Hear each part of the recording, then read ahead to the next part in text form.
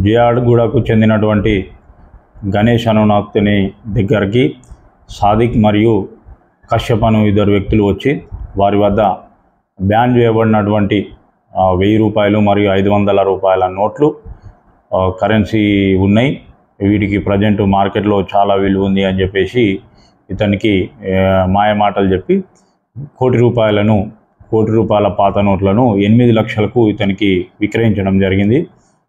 గణేష్ అతను కూడా 8 లక్షలు వెంబడే తెలిసిన వాళ్ళ దగ్గర ఆన్లైన్ ట్రాన్సాక్షన్ తెప్పించుకొని కశ్యప్ మరియు సాదిక్ అన్నతని వారికి 8 లక్షలు చెల్లించి కోటి 19 లక్షల రూపాయలను 1000 రూపాయల నోట్లు మరియు 500 రూపాయల నోట్లను తీసుకొని తన దగ్గర ఉంచుకోవడం జరిగింది.